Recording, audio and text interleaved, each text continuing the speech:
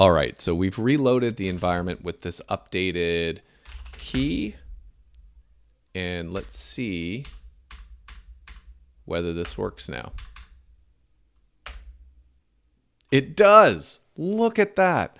So translate text from hello and it returns konnichiwa. We've gone from English to Japanese. Let's try it the other way around. So in fact, let's do this. We have now, this is actually much easier. So here, we'll just do it like this. I'm going to switch. Does that work? Does that work? Does that work? How is it gonna, I don't actually have the keyboard shortcut working apparently for that the way I was expecting. But if we go here, konnichiwa, and then for whatever reason the shortcut for that isn't working. Weird. So we'll just do it like that. That's not going to work, but if we replace that, check it out, works just fine. Okay, cool. So we have this example code now. I'm going to go back into our Scratch pad, and we're not going to do grammar anymore, but instead, first we need to create a translation. And a translation actually references a example. And so an example will have many translations dependent destroy. So if this example ever goes away, all of its translations go away as well. And then we'll also do Rails generate model example or migration, add primary translation to example. And so we'll say translation references. So that's an interesting one because a translation will have or an example will have a primary translation that we can use in the app as well. So it's a self-reinforcing relationship. I'll show you what I mean by that in a second. So let's add example first.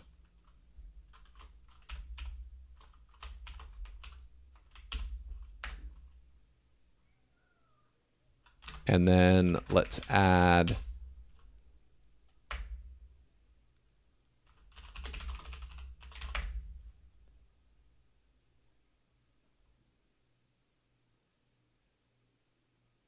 now watch this. A example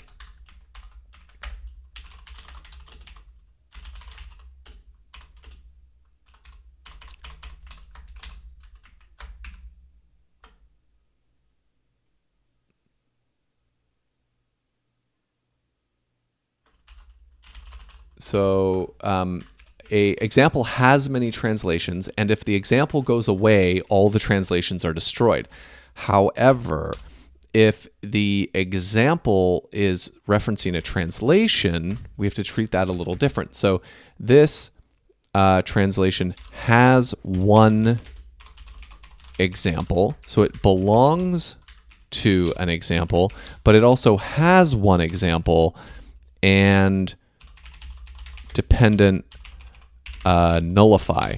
So when a translation is deleted, it will nullify the reference to that translation on the example, which will help us in the situation, I believe, when translation. I'll show you the example that should help with. All right, so here we go. We'll go back to our Scratch pad, and now we want to go through all of the examples, each example, all. In fact, we want to save this, but what can I do to here? I'm trying to think of the best way to clear up what we're doing here. So example.all each do example. So each example, oh, and every time I save it wants to get rid of all of that stuff. Here, I'll just make it really hard for it to do that. Okay, so example.all each. So for each example, we have now this console where we have created a client. And so we have this client and we want to translate from Japanese into English. And the text that we want to translate is the example.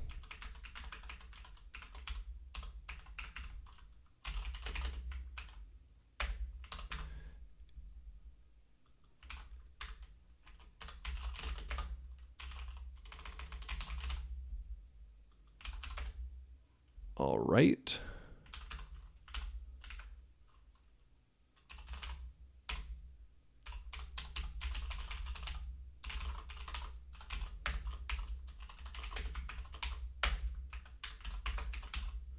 So we will only create it if it hasn't already been created.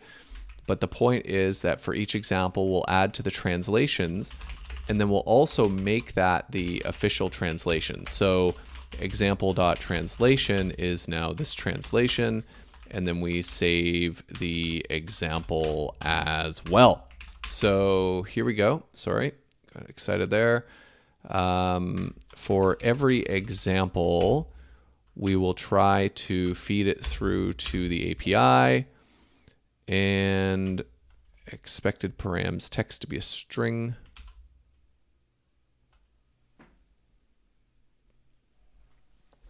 What was the argument error here? Oh,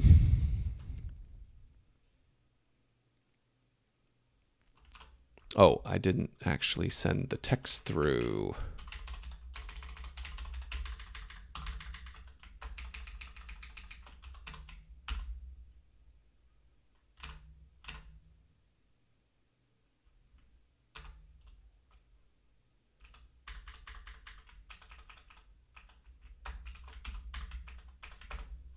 Let's try this first.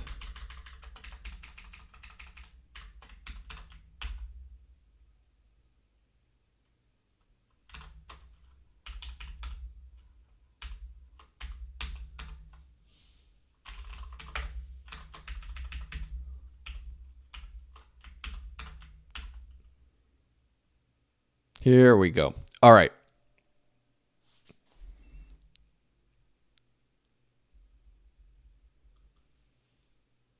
Whoa, these are some bad translations.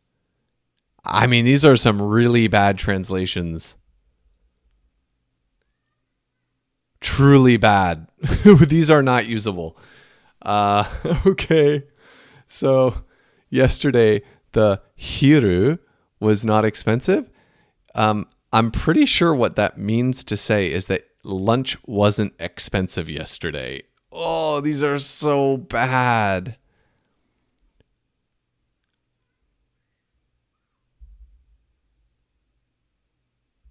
And this heya is not wide. What this is probably, if I remember the sentence correctly, I believe it is supposed to be that this room isn't spacious, or like isn't, I mean, wide, but the room.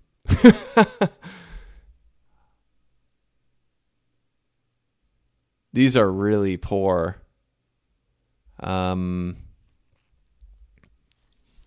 Okay.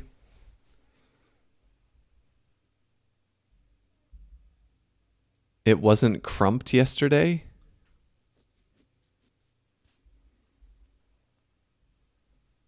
This is a high book. I think that means it's not expensive.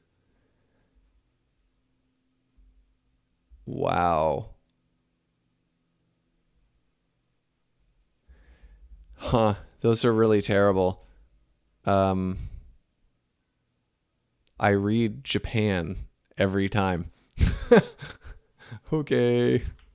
So anyway, this is not going to work. This was a fail. But anyway, point being, our code worked, and the idea being that now we have to figure out what it was barking about with this whole thing of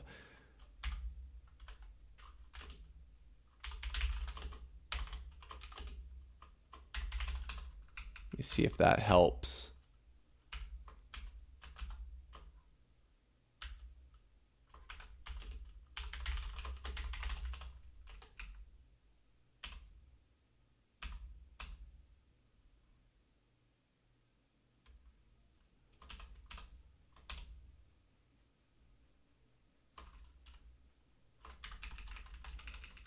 That's not the right place to put that. It's on this relationship. So we'll try that.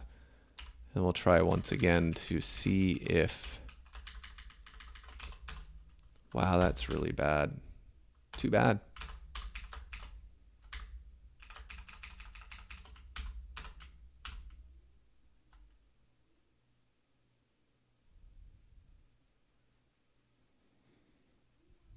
Okay, and so that's updating the examples. And then the idea is going to be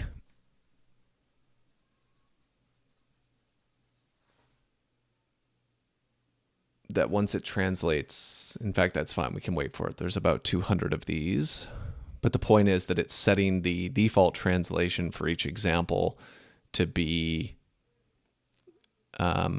whatever translation comes back. And then we're going to have to figure out how to use Google Translate, because Google Translate actually works quite well for these sentences. But I'm going to wait for this because there's one last piece of this puzzle that we wanted to test. And that was the idea that this recursive relationship, the example has many translations, but then the translation is also referenced specifically from the example, or at least one translation is, as the canonical sort of translation. And then we just want to make sure that example deletion works. So example translation. That's true. Tomodachi wa inu ga suki desu is my friends like dogs. That's right. So it's yeah, tomodachi wa inu ga suki desu. Okay, so yeah, that's interesting. The English was actually kind of messing me up there. But let's see if we destroy this. It doesn't want to destroy because translations still references this example. The foreign key constraint is still referenced in examples. So, sorry, delete from translations fails.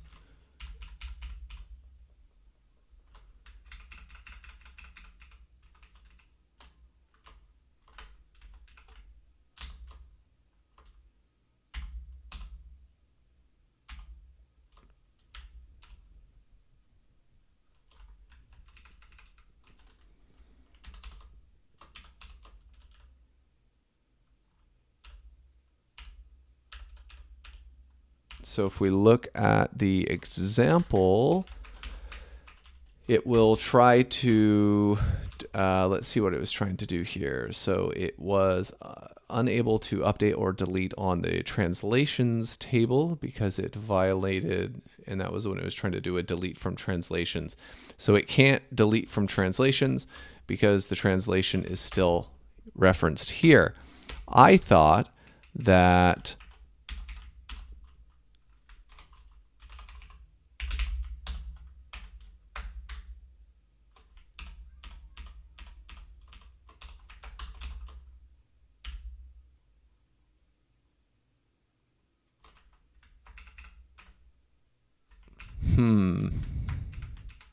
I thought that this would do the trick.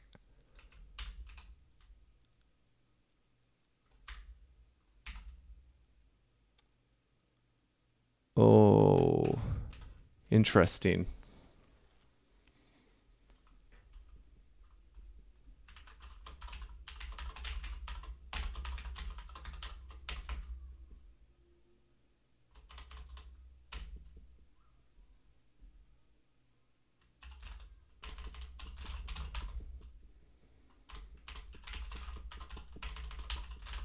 That's not really the right name for this, but let's try this.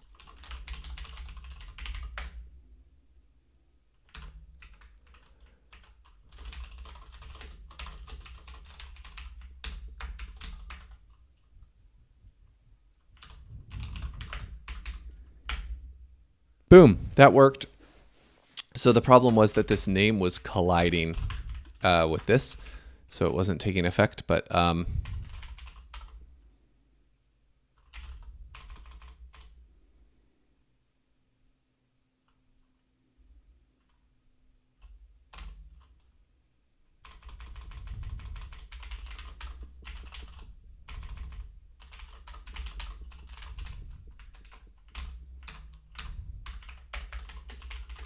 sorry for the weird name. It's actually just an example.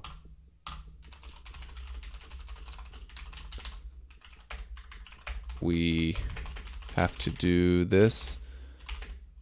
So translations are properly deleted, destroyed when examples are destroyed. Okay, so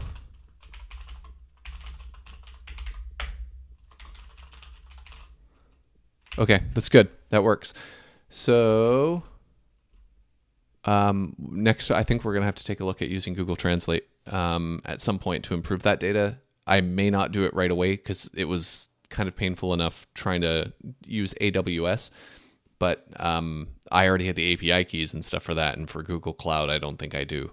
So I will probably take a pass on that for now, but you get the idea now. We can check whether a translation is, whether, you know, somebody's English that they provide for a Japanese sentence actually matches up with some sort of translation. And we have that model in place now.